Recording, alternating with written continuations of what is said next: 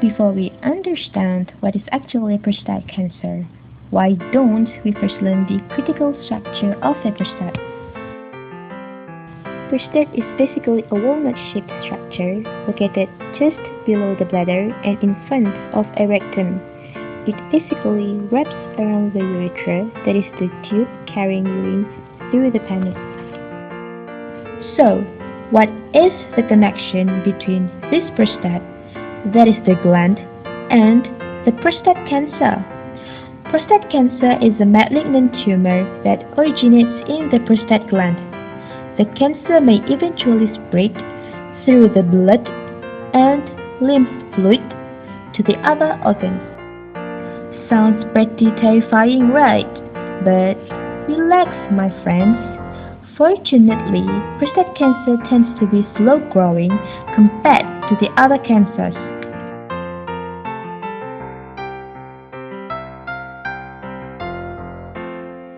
Figuratively, 1 in 8 men will get the prostate cancer.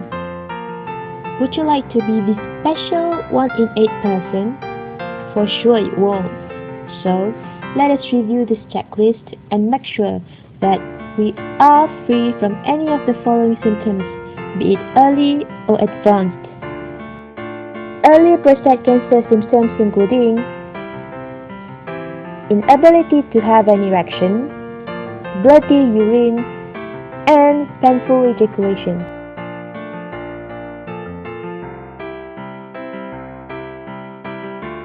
But do keep in mind that there are some men with early prostate cancer having no symptom at all.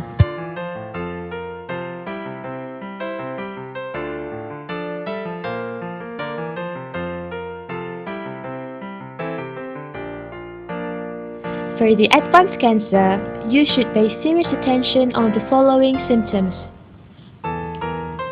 loss of appetite, edema or swelling, bone pain especially at the back, inability to urinate, nausea, and also paralysis.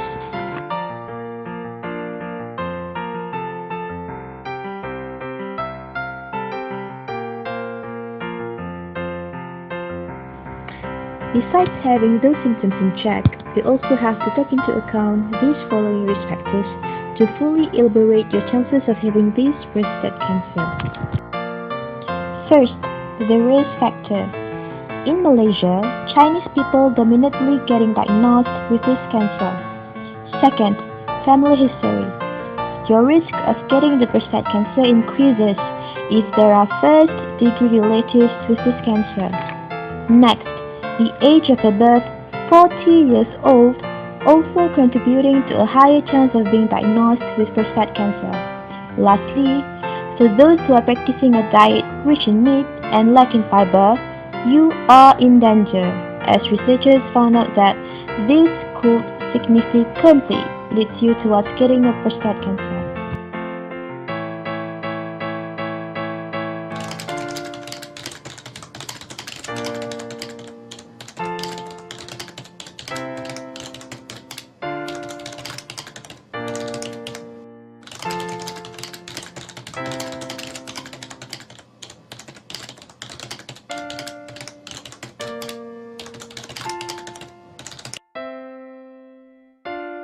Prevention is better than cure, right? But what if it is a little too late for the prevention? Is it already a dead end for you and for me? Nope.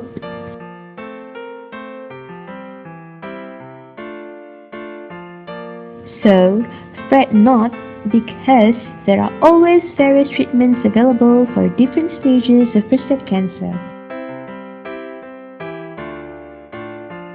There are 2 treatment options for stages 1 and 2, namely radical prostatectomy or radical radiotherapy. Let us go through the first option, the radical prostatectomy. Radical prostatectomy is an operation to remove the prostate gland and tissue surrounding it, usually including the seminal vesicle and some nearby lymph nodes. In short, It is a mean to cure prostate cancer in men whose cancer is limited to the prostate. So, how the prostatectomy is being done? First, through the radical retropubic prostatectomy, in which the surgeon, in this case the urologist, will make a skin incision in your lower abdomen from the belly button down to the pubic bone before the prostate is being removed. Second, through the radical perineal approach. So, instead of the incision on your lower body, the surgeon will incise the skin of the perineum, that is the one between the anus and the scrotum.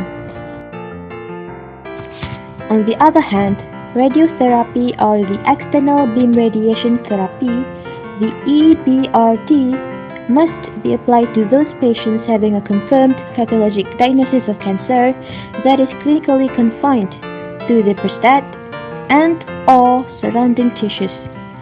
In simple notes, it may also be a good option for patients who are considered poor medical candidates for radical prostatectomy. In these two stages, radiotherapy is usually employed instead of surgery to combat the pain from bone metastasis. In addition, since many patients have urinary symptoms, hormonal manipulation to reduce the level of testosterone may be used to shrink the tumor before the radiotherapy session, thus lessen the potential side effects.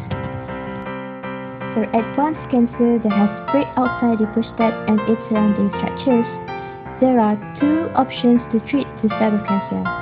First, the surgical approach in which both of the testes are removed, and second, medical castration, where the hormones are implanted under the skin for once a month or every 3 months depending on the preparation. This is preferable as it only uses hormones and it is reversible. Meanwhile, asymptomatic patients of advanced age or with concomitant illness may require therapies as follows.